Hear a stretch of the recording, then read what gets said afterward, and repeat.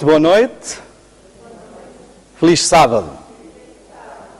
Eu não sei se acontece com os outros também, mas quando chega este dia, é bom rever algumas caras. É bom saber que é sábado, que chegou o fim da semana. Vamos ter um dia maravilhoso e hoje creio que é um assunto bastante importante e também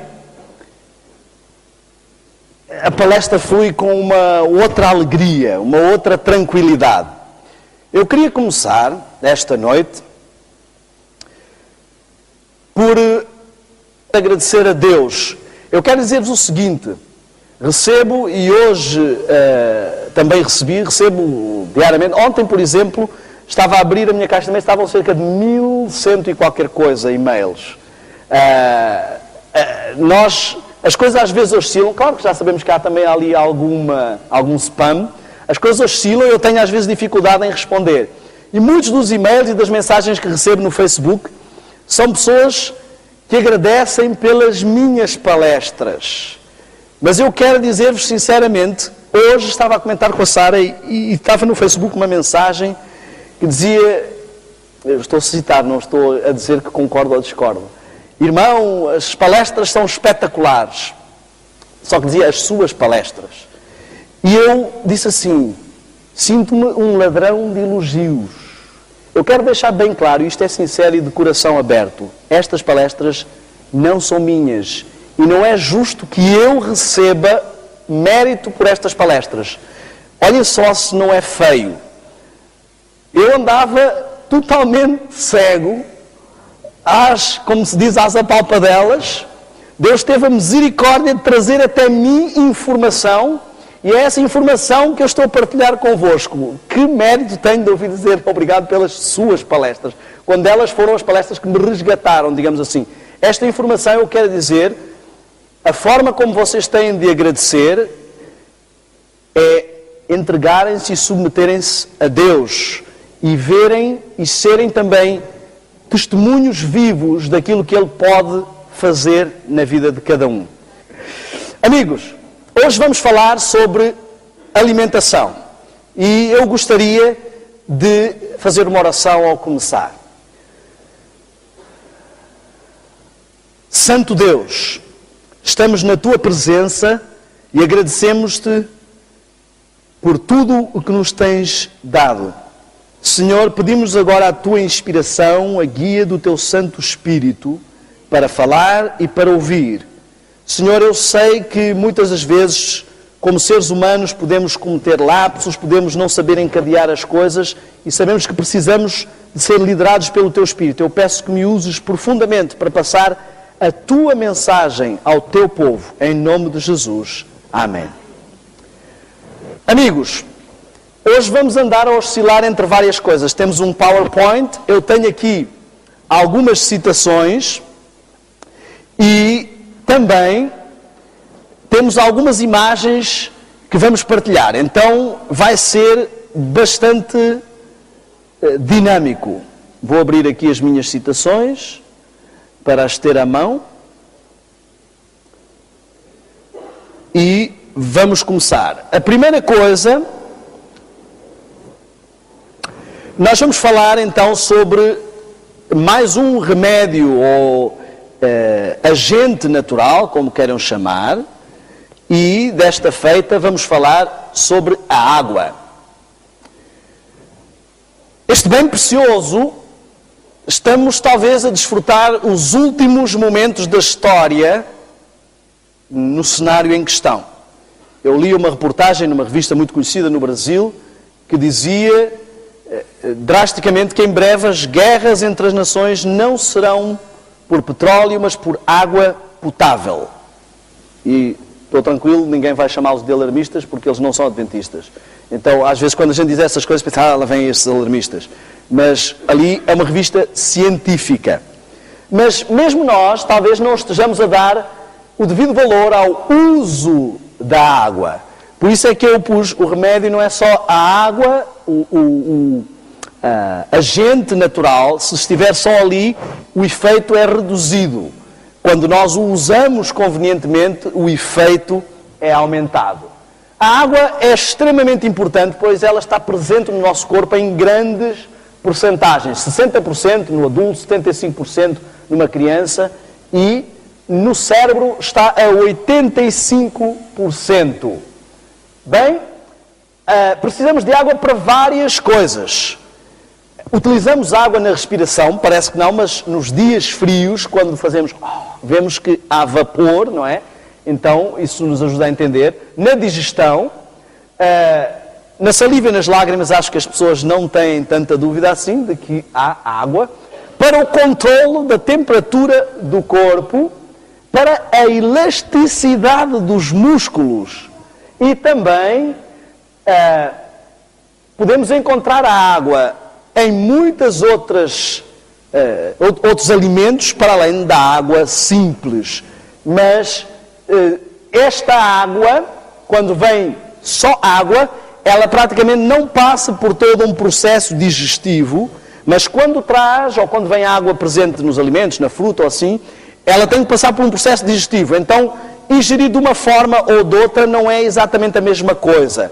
É preferível não prescindir da ingestão de água simples e pura. Nós vamos entender porque é que a água se torna tão vital ao nosso organismo e muitas das vezes nós não nos apercebemos da sua importância ou das lacunas. Como é que perdemos água? Sabem que perdemos água pelo suor, isso já sabiam, pelo suor visível. Mas como o nosso corpo tem poros, também há muita evaporação e há o que se chama de suor invisível. E também perdemos muita água assim, sem nos apercebermos.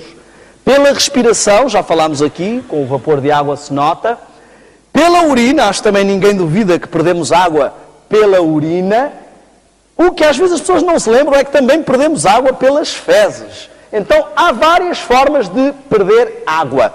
Por isso temos que ter cuidado para não entrarmos no campo da desidratação. As pessoas têm um conceito errado de desidratação. Elas pensam que desidratação é quando alguém está em estado crítico e vai parar ao hospital e tem que levar soro ou assim, não sei qual é o procedimento, talvez outras pessoas saibam. Mas quando a pessoa está num estado escorbútico, vamos dizer assim. Mas um dos principais sinais de desidratação é a sede. Quando sentimos sede, o corpo na realidade já está a dizer atenção, os níveis de água estão baixos. Na realidade nós, tirando em situações pontuais ou com algum esforço ou alguma perda especial de água, não deveríamos sentir sede regularmente ou chegar a sentir sede. Outro dos sinais de desidratação é a urina. Pergunta-se às crianças que cor é o xixi, eles dizem amarelo e nós dizemos muito bem, mas é muito mau.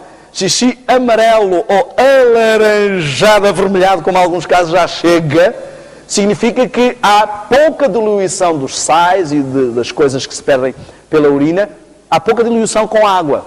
E então é um sinal de desidratação. Outros sinais de desidratação, dores de cabeça, muitas vezes não pensamos, mas a falta de lubrificação da mente e tudo mais, ou da circulação, por haver baixos níveis de água, podemos sentir dor de cabeça. Muitas pessoas que sentem dor de cabeça podem às vezes ter aí o seu motivo.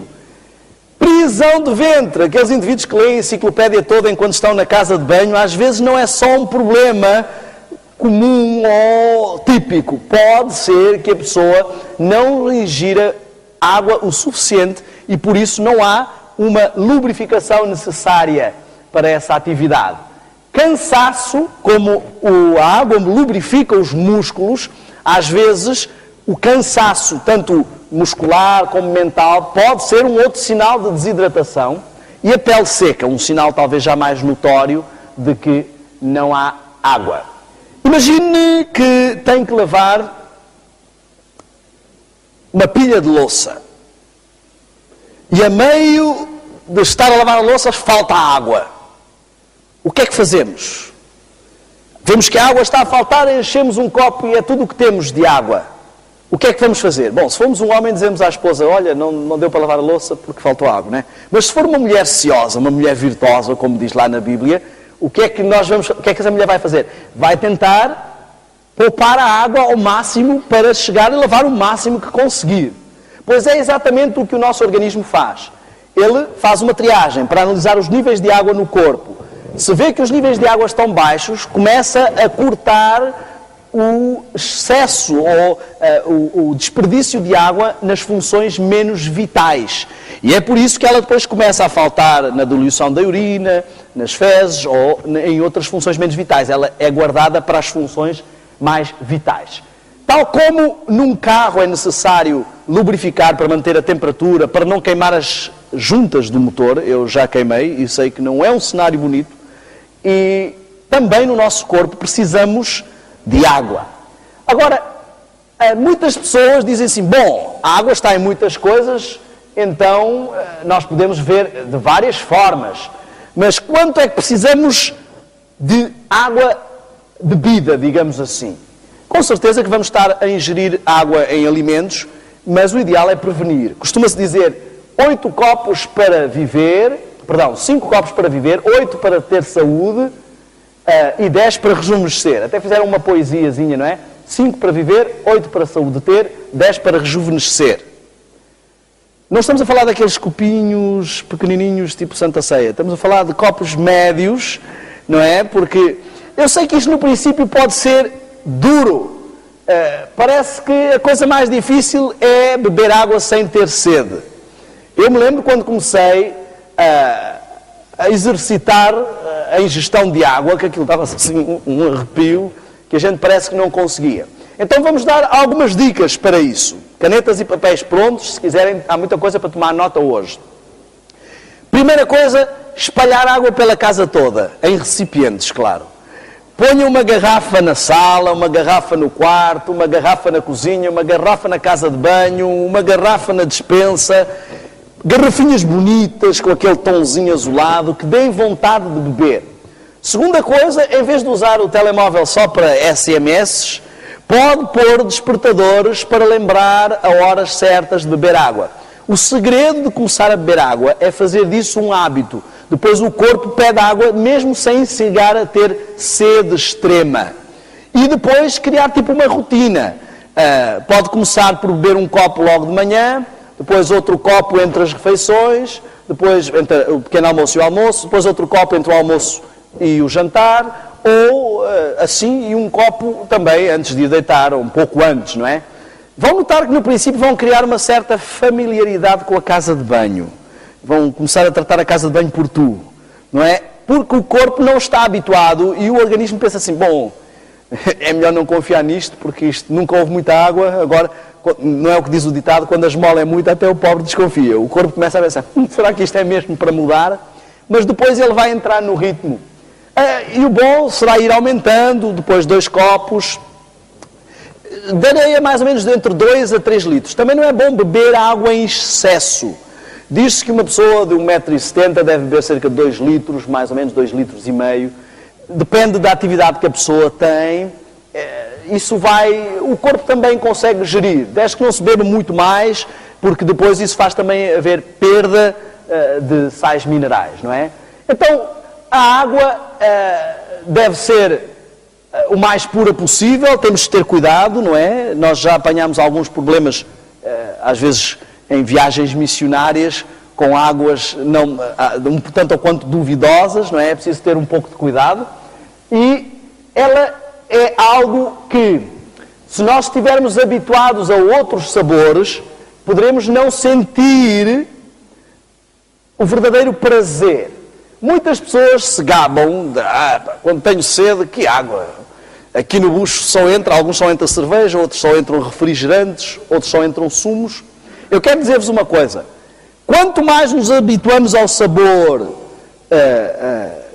doce ou até um pouco mais exagerado dos sumos e refrigerantes, menos prazer temos na água. Principalmente se fizermos isso fora das refeições, não é?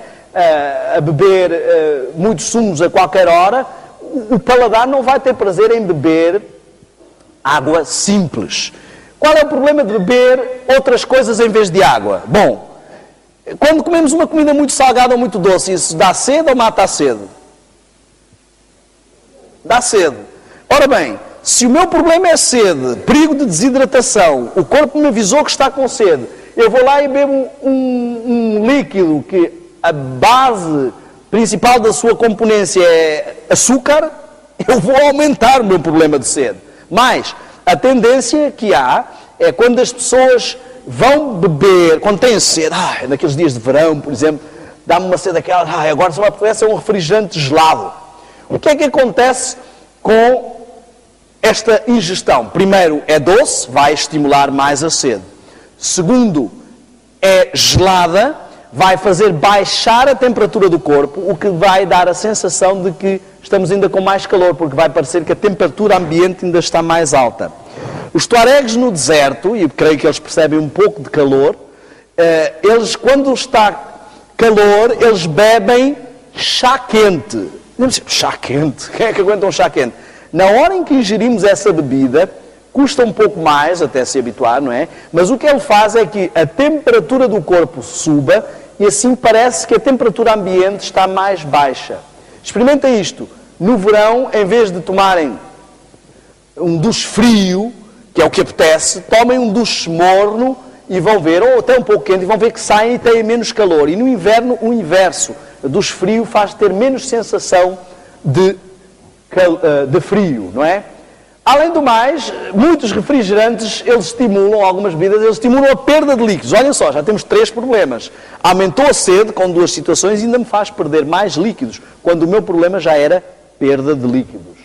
Provocam acidez no estômago, por exemplo, as colas e muitos refrigerantes, elas queimam os cílios das paredes intestinais que absorvem os nutrientes. Eu conheço pessoas que consumiram colas durante toda uma vida e o caso chega a ser tão crítico que o médico tem que proibir, a determinado ponto da vida dessa pessoa, proibir a ingestão de colas, senão ela não vai mais conseguir absorver nutrientes, porque perde, tem vários problemas de acidez no estômago, há problemas também com a questão do ácido fosfórico e vai causar a descalcificação, o que leva à osteoporose, sem falar nas calorias em excesso. Eu queria dizer-vos que um refrigerante diet já tem bem mais açúcar e calorias, eles medem muitas calorias, mas já tem bem mais açúcar do que precisavam para o dia inteiro. Agora imagine um não diet. Isto até, nos Estados Unidos fazem uma brincadeira, die at, ou seja, morre ali, não é? E se nós repararmos, não é estranho, pegamos numa bebida, tiramos coisas em relação ao que essa bebida tem e ainda fica mais cara. Isto faz algum sentido? Se tiraram coisas, não devia ser mais barata, mas eu digo-vos, a quem estas bebidas matam realmente a sede e a quem essas bebidas realmente engordam. São a quem as vende. Os homens do bar é que vão gostar muito de servir estas coisas, porque quando a gente bebe o refrigerante gelado e doce, no momento...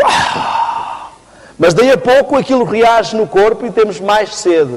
E pensamos assim, olha, estou mesmo a precisar de outro daqueles. E assim vai, e outro, e outro, e outro. E estamos ali, e ele está a gostar muito de nos matar a sede, enquanto também enche os cofres e o caixa, não é? Então, a água não tem calorias, não é irritante, obtém-se mais facilmente e é barata. Pelo menos mais barata do que os outros refrigerantes ou bebidas. Mas... existem também outras questões polémicas quanto à ingestão de algumas coisas. Algumas pessoas, e eu sei que pode parecer assim, mas porquê é que vem agora falar de vinho para adventistas? Isto talvez não seja tão descabido como muitos possam pensar. Há muitos lugares onde as pessoas acham, e estou a falar de pessoas muitas vezes da igreja, que acham que não há problema, porque às vezes vox populi se diz por aí, que não há problema de ingerir um copinho de vinho à refeição, isso não faz mal nenhum, porque até diz lá Salomão que o vinho alegra o coração e o vinho faz bem ao coração. O que é que acham? O vinho faz bem ao coração, sim ou não? Não? O que é que acham? Quem acha que sim? O vinho faz bem? Não, estou a falar de vinho, vinho. Faz bem ou não faz? Faz bem. Faz bem, sim senhor. O vinho faz bem ao coração. Eis a quantidade de vinho que precisamos beber para ter algum efeito no coração. Agora, vejamos a quantidade de álcool que já ingerimos para ter algum efeito. Agora, porquê é que o vinho faz bem ao coração? Por causa dos fitoquímicos. E onde é que ele foi buscar fitoquímicos? Fito significa o quê? Plantas do reino vegetal. Então, o motivo por que o vinho faz bem ao coração é a uva. Também o sumo de uva faz bem ao coração e não faz tão mal aos nossos sentidos e ao nosso equilíbrio. Então, na realidade, isto é apenas mais um argumento que as pessoas usam para fazer o que elas gostam. E se nós formos ver, não há nenhuma coisa neste mundo que não faça bem a alguma coisa. O que eu mais me canso de ver é, descobriu-se que o café faz bem a isto, descobriu-se que não sei o que faz bem aquilo. Até a cocaína faz bem a alguma coisa, meus amigos. Então, exatamente. Se nós formos ver, há sempre uma boa propriedade que vamos encontrar nas coisas que fazem mal. Nós temos que ver não é se faz algum bem, é quanto mal faz considerando o bem que faz, não é? Portanto, na realidade temos que quebrar alguns desses tabus. Mas eu queria falar de outros fatores da água, muito importantes. Nós temos considerado a água apenas como algo para a ingestão ou para os banhos. Mas nós vemos que na Bíblia há várias histórias de cura alcançada através da água. Reparem só, temos o caso de Naamã. E Naamã, ele desdenhou da água. Ele olhou e disse assim, aqui, nesta água. É verdade, Deus nos deu a água não apenas para a ingestão, como sabemos, a água também serve para tomar banho. Aqueles que não sabiam, deixo já este aviso. No Brasil há muita fama de que os europeus não gostam de tomar banho. Eu já disse que isso é mentira, pelo menos uma vez por mês tomamos. E é um mito que tem que se quebrar, não é? Mas não adianta nada também tomar banho e não lavar a roupa. Devemos, com certeza, aproveitar e lavar e pô-la a secar para matar os germes. Portanto, a higiene, eu acho que ninguém aqui duvida, é um fator muito importante para ter saúde.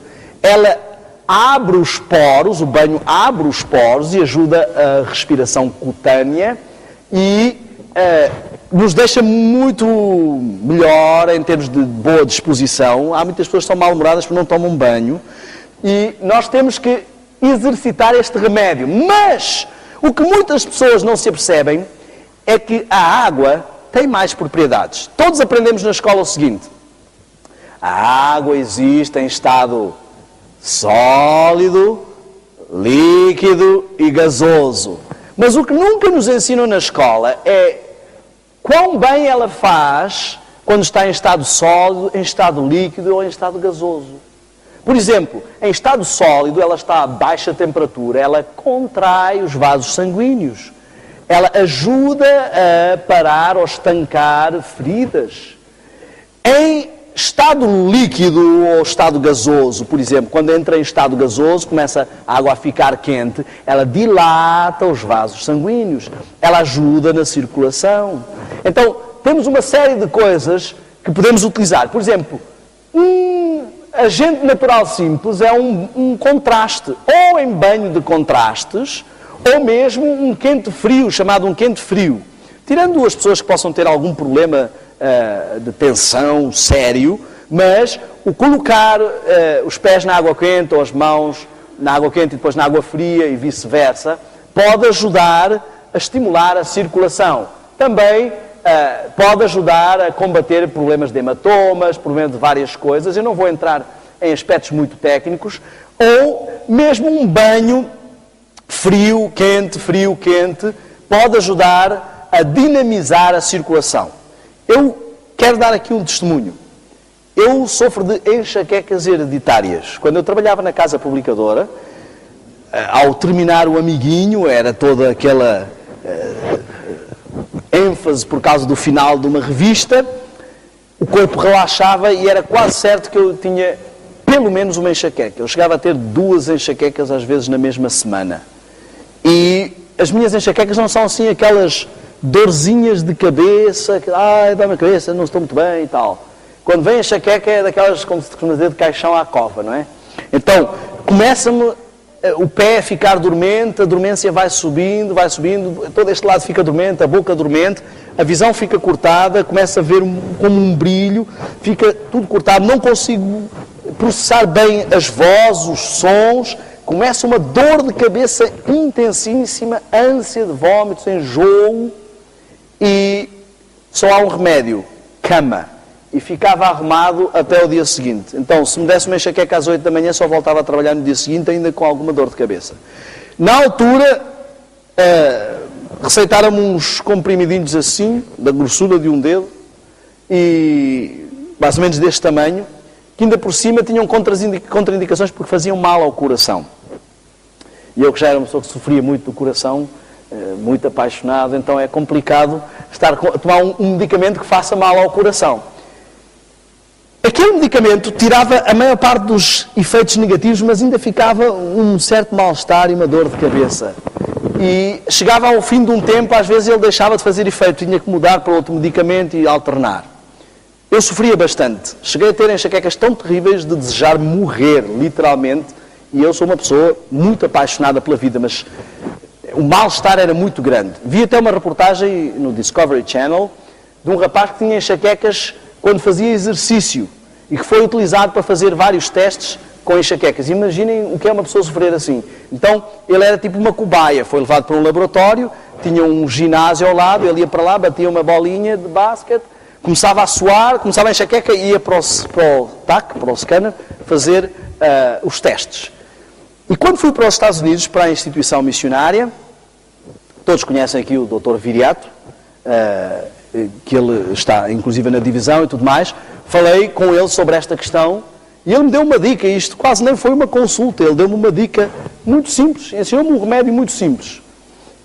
Colocar os pés numa bacia de água quente, o mais quente que eu puder aguentar antes de esfolar a pele, não é? Enrolar-me numa manta e pôr gelo na cabeça.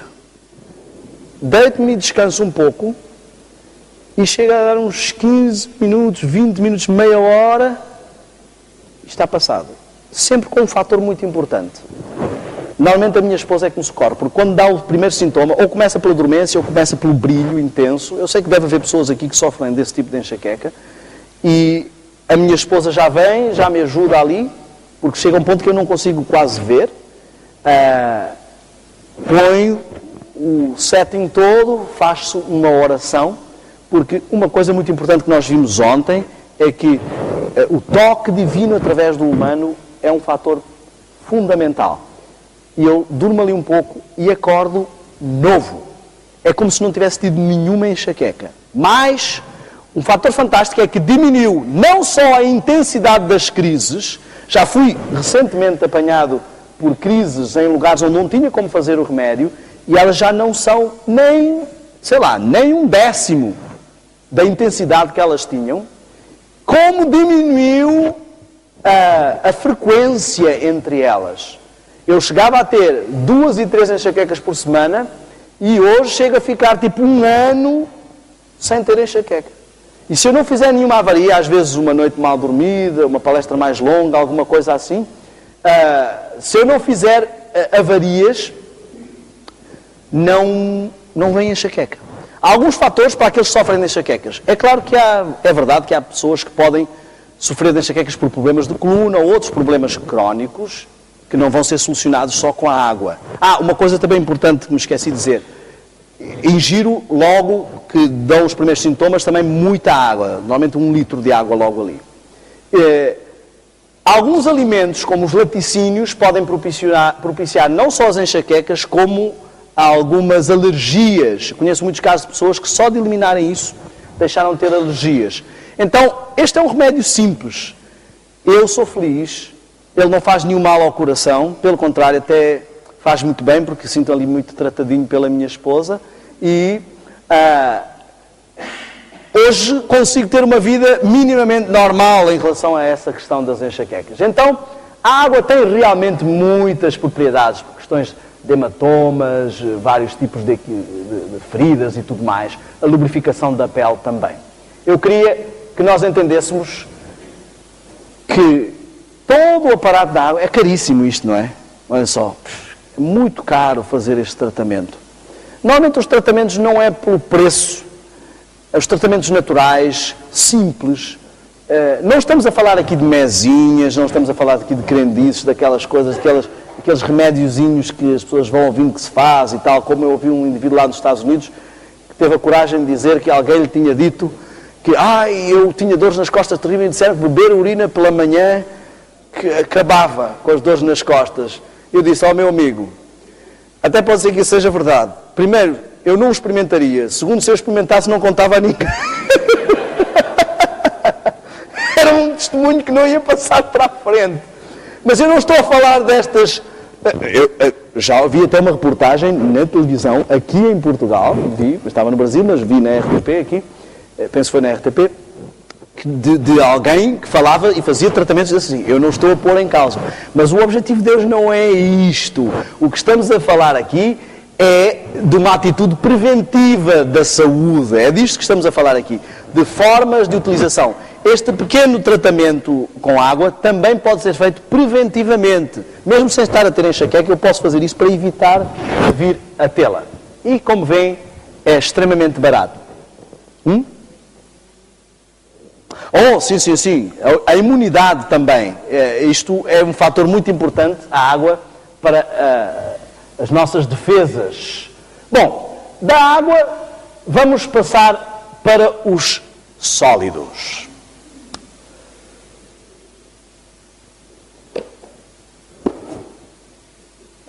Muitas das vezes, quando começa uma palestra sobre alimentação, algumas pessoas já ficam preocupadas se vem este indivíduo falar se pode ou não se pode comer carne, se deve ou não se deve. Lá vem este pegar no meu churrasco.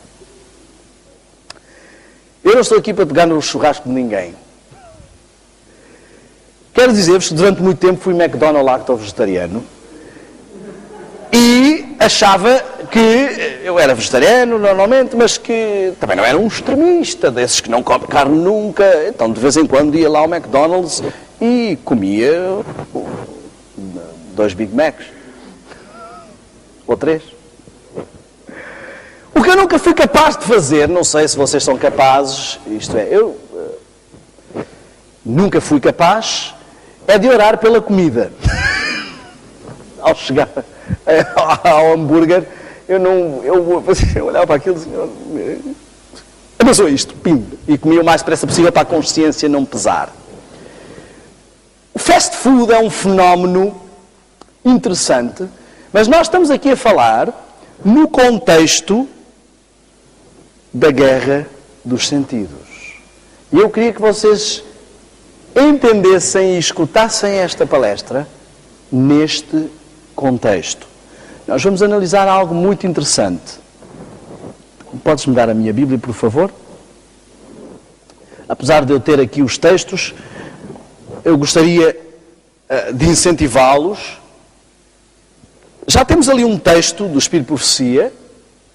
Um estômago abarrotado quer dizer um cérebro pesado. Então, um dos problemas de muitos vegetarianos é que eles não comem nada de carnes, nem dessas coisas, mas do que comem, meu amigo. E isso não quer dizer que seja saudável, não é? Por exemplo, eu quando frequentava restaurantes vegetarianos, uma das coisas que me chocava é pessoas que eram vegetarianas e ao mesmo tempo fumavam e bebiam.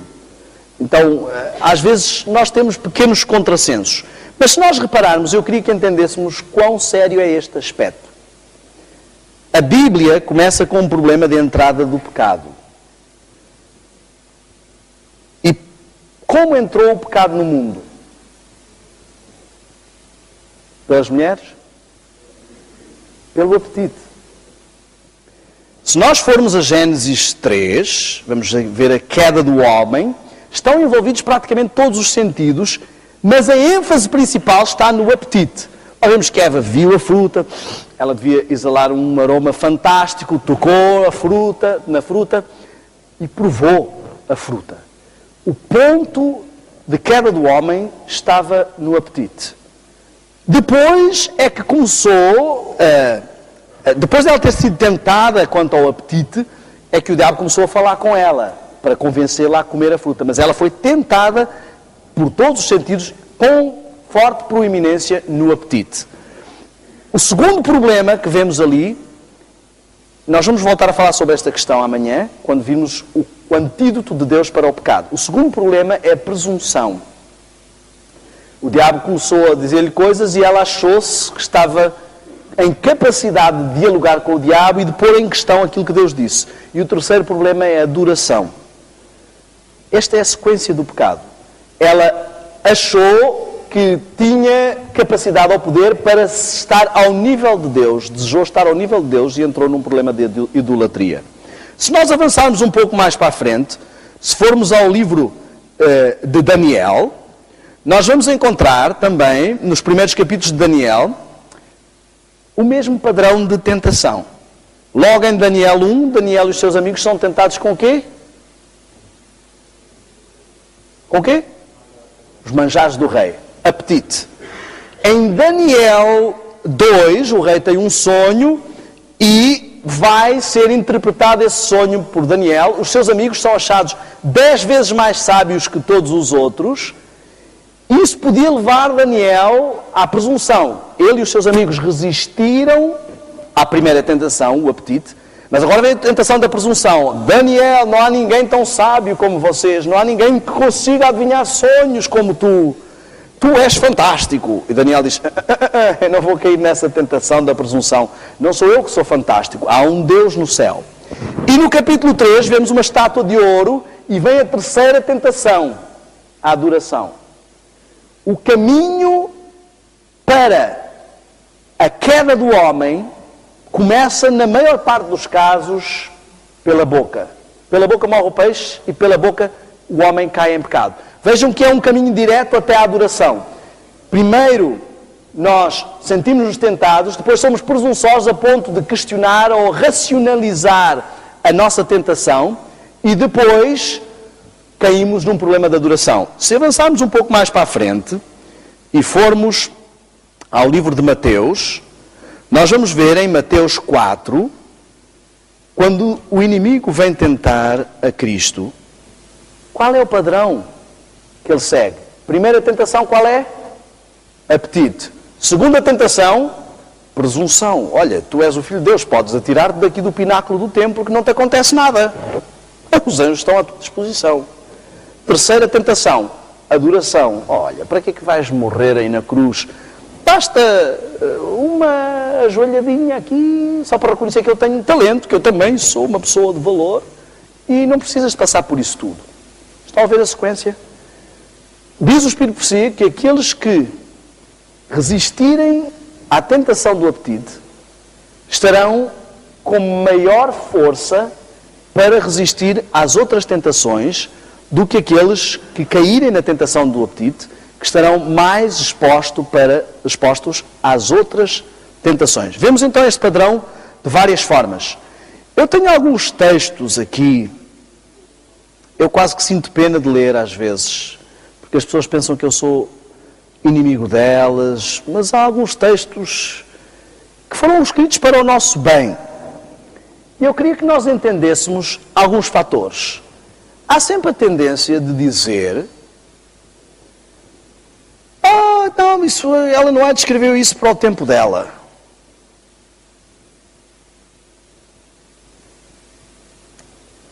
Eu acredito que sim. Muitas das coisas ela não descreveu para o tempo dela. Se ela escrevesse para o nosso tempo, teria que escrever 3 vezes pior, porque a situação está 3 vezes mais caótica. Então peguem no que ela escreveu para o tempo dela e multipliquem por 3. E apliquem. Eu queria que entendêssemos algo muito sério.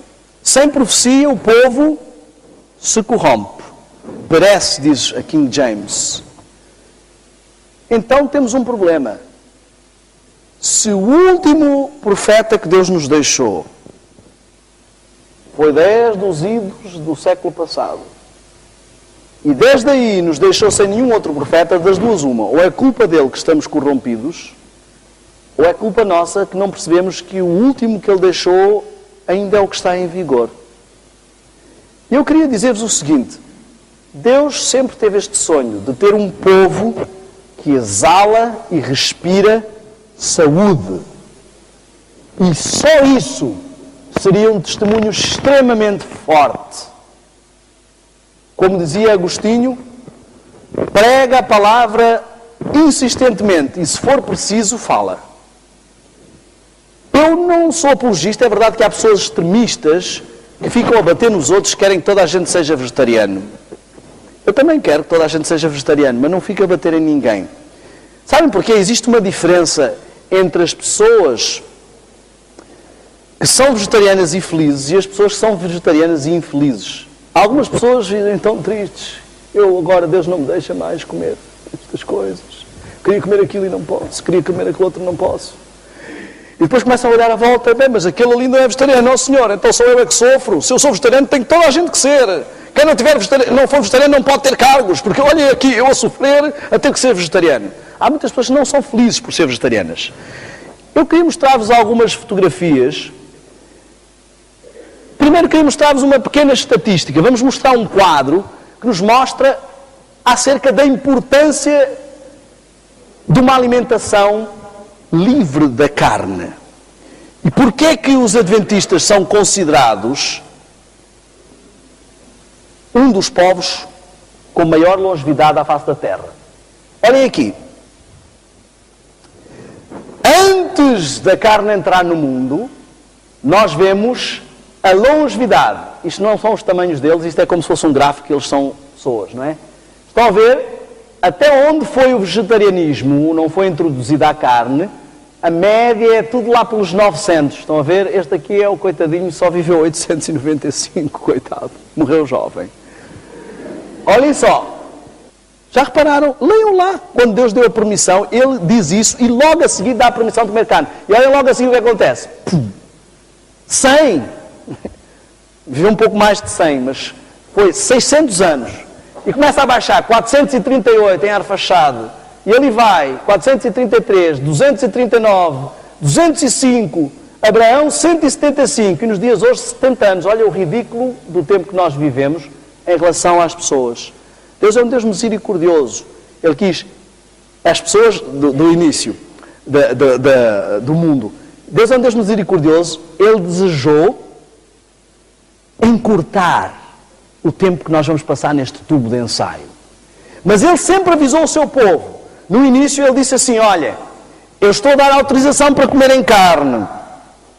Atenção que já comiam carne antes de Deus dar autorização. Ele agora só estava a dar autorização. E as pessoas começaram a comer. Mas Ele avisou o seu povo, olha, mesmo abrindo esta exceção, não consumam esta, esta e esta e esta. E deu uma distinção. E as pessoas já querem ir mais além. Bom, agora que já é para comer carne, qual é esta e esta? Eu vou comer é tudo. O homem acha que tudo o que se mexe, ele inventa uma forma de cozinhar ou de ingerir, não é? Há lugares onde vemos que as pessoas comem coisas, eu já vi reportagens, por exemplo, de países asiáticos, não é? Que comem, é melhor não dizer, senão algumas pessoas depois podem passar mal aqui. Mas o que eu quero que entendamos é que, para muitas pessoas a regra é, mexe-se, serve para comer. E nós temos que entender que Deus vai dando sempre ao seu povo dicas. Mas Ele nos mostra que há uma degradação, mas que a natureza também vai entrar em decadência e que chega a alturas em que nem mesmo algumas coisas podem ser ingeridas. E é isto que nós vamos ver. Mas antes eu queria mostrar-vos o quanto sofre um vegetariano. Temos aqui uns pãezinhos. Mas isto não é só, então, isto não são só os vegetarianos, não é? Temos aqui uns pãezinhos caseiros, nada como pãozinho caseiro. Agora, estão preparados para ver o sofrimento dos vegetarianos, coitados? Olhem aqui. Bom, aqui ainda é um prato normal, pode avançar. Pizza vegetariana. Sem queijo.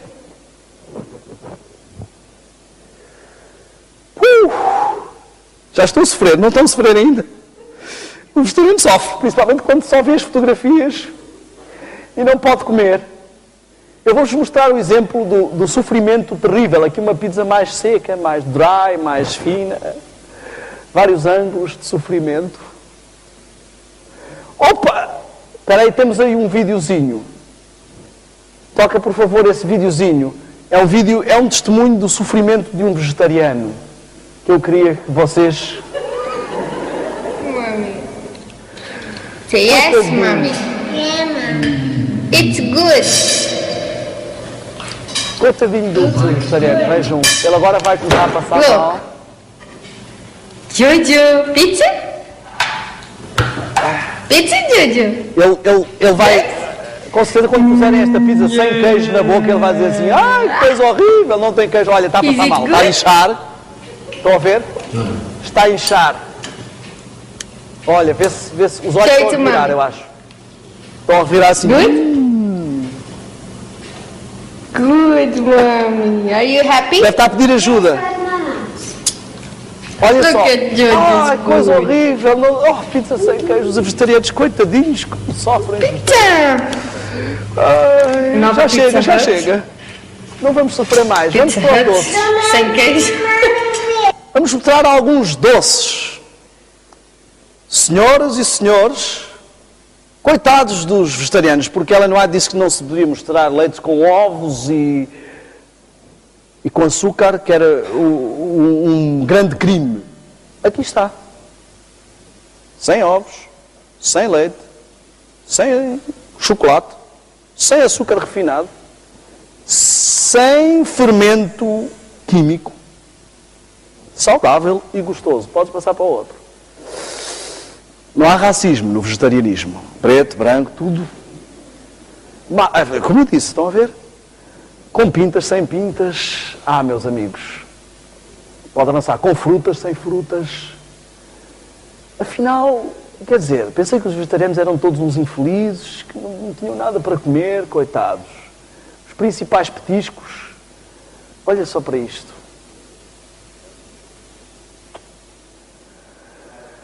Olha, brigadeiro. Como?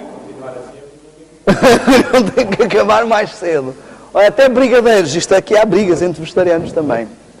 Enfim, olha, nós tínhamos no Brasil um taxista que nos levava no início para vários lugares e que nos acompanhou com o projeto missionário por muito tempo, que a gente não conhecia lado nenhum. Eu tinha medo até de sair para qualquer lado, não conhecia nada. E continuamos aqui com algumas coisas, não é? E uma vez, ele sabia que nós éramos vegetarianos e que éramos adventistas, ele era católico. Uma vez convidámo-lo para um almoço. E chegámos lá e estávamos a comer e ele viu que eu estava a comentar umas coisas e ele estava a comentar lá com os amigos e tal. E chegou-se lá com o rapaz e disse, mas o Daniel não é vegetariano?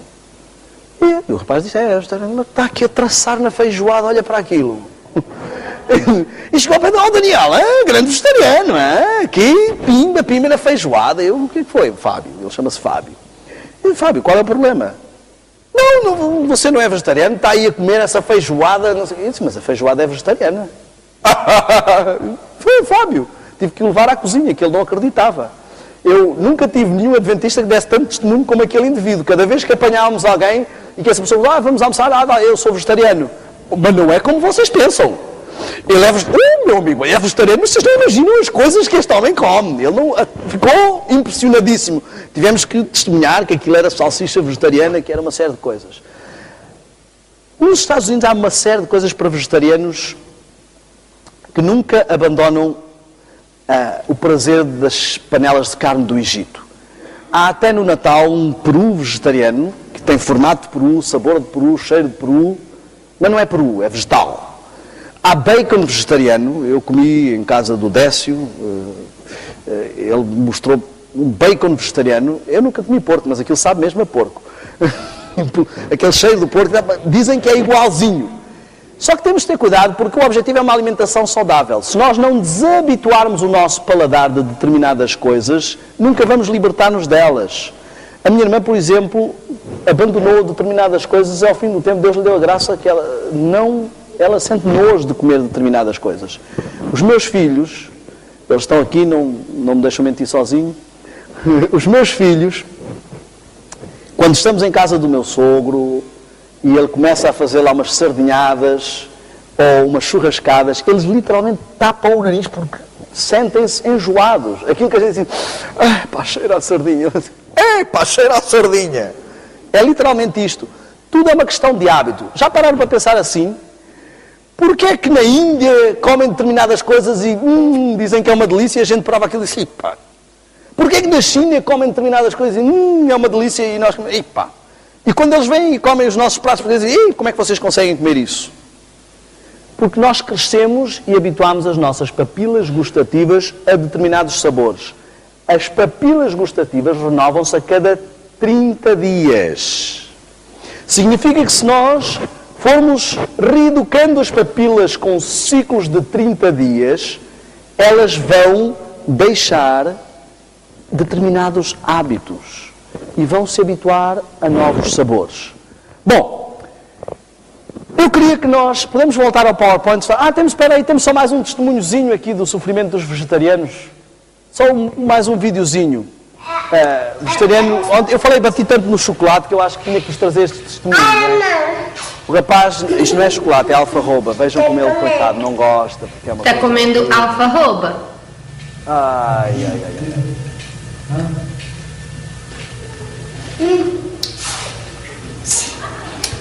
Enfim. Good, Jojo. Is it good? Eu fiquei preocupado, pensei que ele ia conseguir meter a mão toda na boca, mas Sim. não conseguiu. Também é verdade, se puser e comer um pouco de alfarroba, há marcas que não são tão saborosas, mas se puser vai parecer que é uma outra marca de chocolate. Claro que se estiver habituadíssimo e viciadíssimo em chocolate, o paladar não vai desabituar-se e não vai sentir tanto prazer. Mas nós, em casa, podemos gradualmente habituá-las. As papilas têm uma dessensibilização, digamos assim, de 10%. Se tiver um pouco, 10% mais salgado ou 10% menos salgado, elas não vão notar. 10% a mais ou a menos de doce, elas também não vão notar. Então podemos servir-nos disso para diminuir nos condimentos e tudo mais. Após estas mudanças, podemos fazer ciclos de 3 meses. A cada 3 meses deixar uma espécie de animal. O que eu achei é que é interessante, como eu vos mostrei, no vegetarianismo não há racismo. Mas para os carnívoros há racismo. Eles fazem toda uma classificação. Carne branca, carne vermelha, é só racismo. Fazem diferenças. Uma das coisas que eu tinha problemas às vezes ao ir comer é que eu chegava e dizia: olha, tem alguma coisa que se coma sem carne? Sim, tem aqui estas coxinhas de frango. Dizia, não, sem carne. Sem carne? Sim, tem aqui esta pastéisinhos de bacalhau. As pessoas elas fazem toda uma classificação. Os meus filhos classificaram daquilo de uma forma muito simples. Fomos à casa da família em Brasília e queriam dar-lhes carne e diziam: não, obrigado, nós não comemos bicho morto. Portanto, ficou logo simplesmente classificado, não é? Se gritou ao morrer, já não entra para o nosso prato. Depois, portanto, primeiro abandonar a carne vermelha, após 3 meses abandonar o frango e essas coisas, após 3 meses o peixe, depois ficando uns 3 meses com uma dieta ovo-lacto e depois abandonar, então, finalmente, entrar numa dieta 100% vegetariana. Muitas pessoas falam sobre a questão das vitaminas, da B12, o grande mito da B12. Vai encontrar muita informação, mesmo na internet, a dizer que realmente sem a B12 vamos passar mal. E como vimos ali no quadro, os que não tinham B12 tinham muitos problemas. Podemos dizer assim, não, mas naquele tempo era tudo mais saudável e tudo mais. Mas se pararmos para pensar, qualquer caixa de cereais, qualquer caixa de leite de soja vem enriquecida com mais B12 do que precisamos para o resto do ano. A quantidade de B12 que realmente precisamos é mínima. E nós temos uma experiência muito interessante nos Estados Unidos, no Brasil, que nós morávamos por trás do hospital, e que era Hospital Faculdade. E passaram umas pessoas a dizer, olha, como temos muitos estudantes, se viessem, nós gostaríamos de ter pacientes. São gratuitas as consultas para termos pacientes para os estudantes treinarem. Então lá foi a Sara com os meninos. Chegaram lá, havia lá o professor da universidade, não é? O médico todo catedrático e os pacientes, os alunos.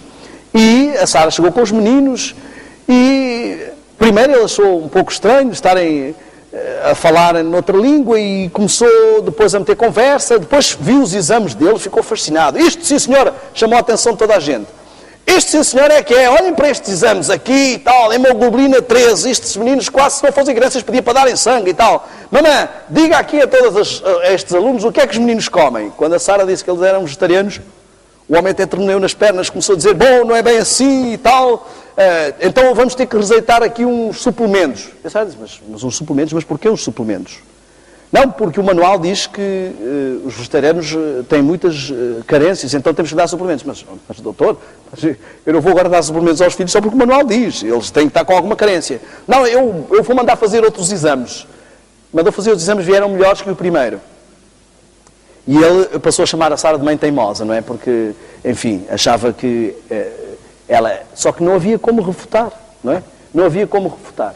E nós vemos vários exemplos de pessoas. Nós temos um caso de um outro senhor nos Estados Unidos. Ele é um dos professores ali do curso missionário e uma vez foi detido no aeroporto. E ninguém dizia porquê. Levaram-no para uma sala, o senhor está detido e tal, mas o que é que se passa? Tem que me informar e tal. Não, vamos averiguar. E andavam para a frente e para trás. E até que ele chamou alguém e disse, tem que me dizer o que é que se passa, estou aqui detido e o senhor está com documentos falsos. Eu com documentos falsos? Que disparate. Não, o senhor está com documentos falsos. E nós vamos descobrir isto. Não, mas como? Como documentos falsos? Não, olha aqui.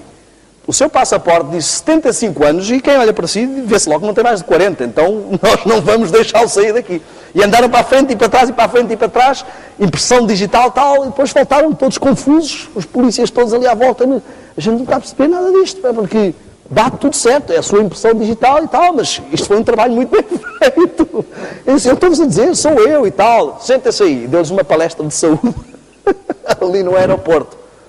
Isto é, se estivermos perto dele, ele parece ter 40. Se estivermos longe, não lhe damos mais do que 30.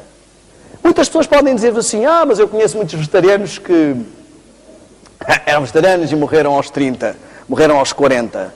Nós... cientificamente, não comparamos casos que não são comuns. O que temos de comparar é o mesmo caso. Se essa pessoa viveu até os 120 sem ter uma alimentação saudável, até quanto teria vivido se tivesse uma alimentação saudável? É isto que nós temos que ver, não é comparar um caso com o outro, porque há processos diferentes.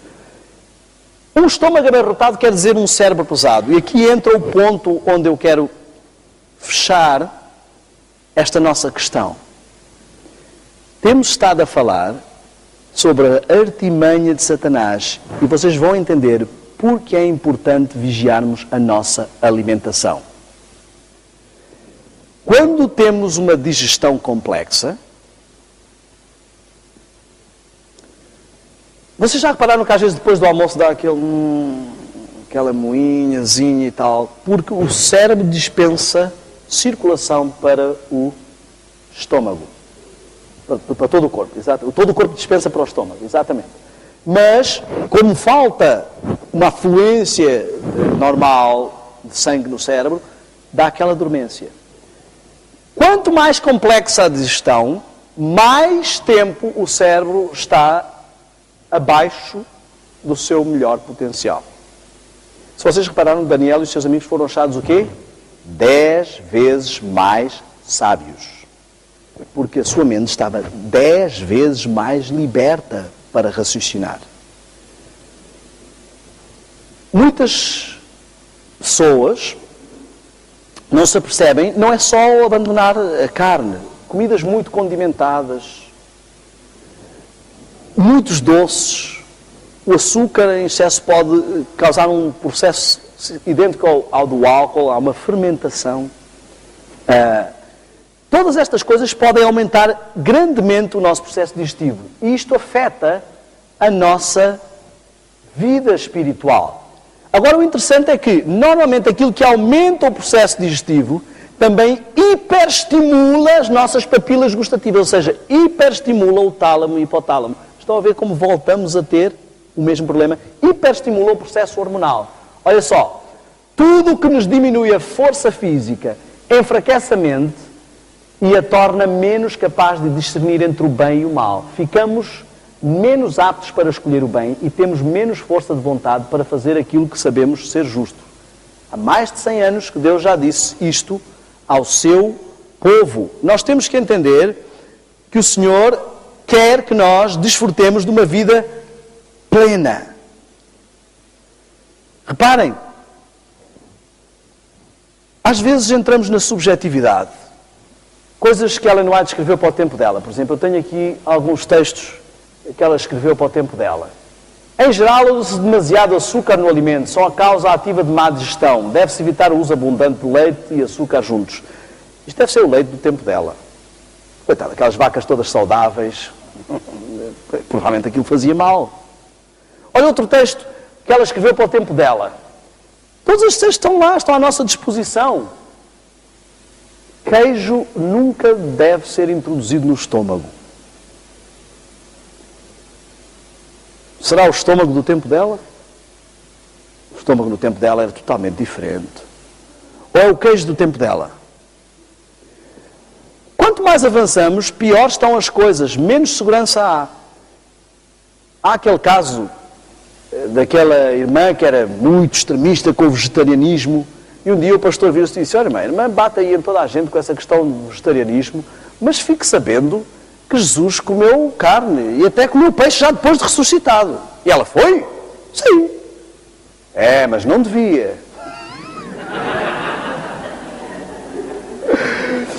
Amigos, temos que entender uma coisa. Jesus comeu carne, Jesus comeu peixe e Jesus está no céu.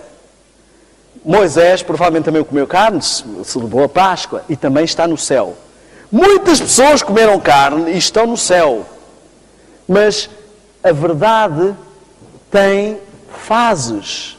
Quem comeu carne antes da permissão de Deus estava em desobediência. E não vai estar provavelmente no céu. Estava junto com os rebeldes que morreram no dilúvio. Estão a ver?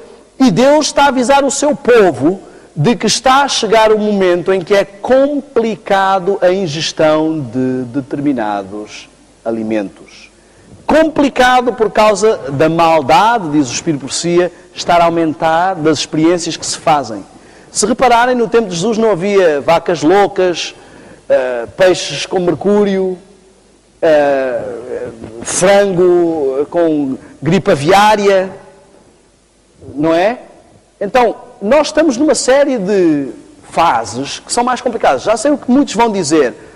Mas hoje também os vegetais estão todos contaminados, não é? Meu amigo, você prefere ser envenenado uma vez ou duas vezes?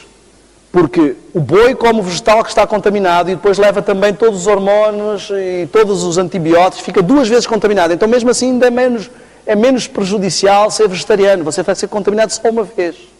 Além do mais, os alimentos vegetais podem ser colocados numa bacia junto com carvão e o carvão puxa as propriedades tóxicas desse alimento. Não dá para fazer isso com o boi. Eu costumo apresentar nas palestras, mas não vou apresentar aqui porque é um vídeo muito chocante. Um vídeo feito com câmaras escondidas em vários matadouros, em vários processos. Mas se quiserem podem ver. PETA é uma associação que não tem nada a ver com religião, de defesa dos animais. Vocês vão ver alguns vídeos que mostram a indústria. Existe um vídeo no Brasil que até assassinaram a senhora que fez o vídeo. Tão poderosos são os lobbies destas indústrias. Sim, esse também é bom.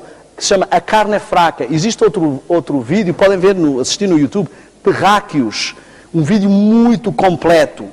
Enfim, parece que só nós é que estamos tímidos com esta questão. O mundo não está tímido.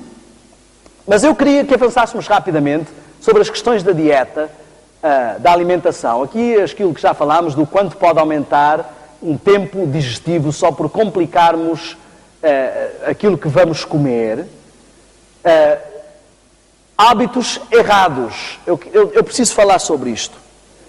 A primeira coisa, quando Deus criou a fruta, o açúcar que vem na fruta vem acompanhado de alguns componentes que aniquilam os malefícios que poderiam ter. Quando isolamos esses nutrientes, eles não vêm com a sua contra-aniquilação, digamos assim.